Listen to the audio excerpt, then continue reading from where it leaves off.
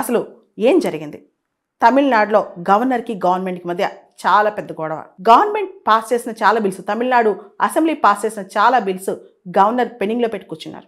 మొత్తం దాదాపు 12 బిల్స్ అనమాట గవర్నర్ పెండింగ్లో పెట్టేశారు. 2020 నుంచి ఇప్పటి వరకు 3 నుంచి 5 సంవత్సరాల పాటు గవర్నర్ బిల్స్ పెండింగ్ పెట్టేశారు. అలా పెట్టొచ్చా? గవర్నర్ రాజ్యాంగబద్ధంగా యాక్ట్ చేయాలి కదా.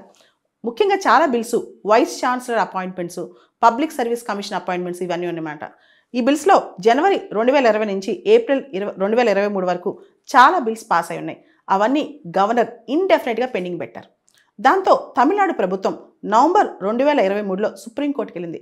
గవర్నర్ అస్సలు ఇన్యాక్షన్ చూపిస్తున్నారు, గవర్నర్ అస్సలు చర్యలు తీసుకోవట్లేదు, ఈ బిల్స్ పాస్ చేయట్లేదు అని చెప్పి. దాంతో తమిళనాడు గవర్నర్ ఏం చేశారు తెలుసా? 2 బిల్స్ ప్రెసిడెంట్కి పంపించారు. తర్వాత 10 బిల్స్ తన దగ్గర పెట్టుకున్నారు. తర్వాత నవంబర్ 18, 2023 ఈ డేట్రా తమిళనాడు అసెంబ్లీ స్పెషల్ సెషన్ పెట్టి మరి మిగతా 10 బిల్స్ మళ్ళీ పాస్ చేసింది. గవర్నర్ దగ్గర ఉన్న బిల్సే మళ్ళీ తిరిగి పాస్ చేసింది. మళ్ళీ ఆయన ఏదైతే తిరిగి పాస్ చేసిందో ఆ బిల్స్ అన్ని ప్రెసిడెంట్కి పంపించేశారు. బిల్స్ అని ఆర్టికల్ 201 ప్రకారం ప్రెసిడెంట్ కన్సిడరేషన్ కోసం పంపించారు. అంటే అసెంబ్లీ మళ్ళీ రీకన్సిడర్ చేసి మళ్ళీ బిల్స్ పాస్ చేసిన తర్వాత మళ్ళీ బిల్స్ అన్ని ప్రెసిడెంట్కి పంపించారనమాట. దాంతో ప్రెసిడెంట్ ఆఫ్ ఇండియా ఒక బిల్కి అసెంట్ ఇచ్చారు, 7 బిల్స్ని రిజెక్ట్ చేశారు. తర్వాత ఇంకో 2 బిల్స్ని అసలు కన్సిడర్ చేయలేదు.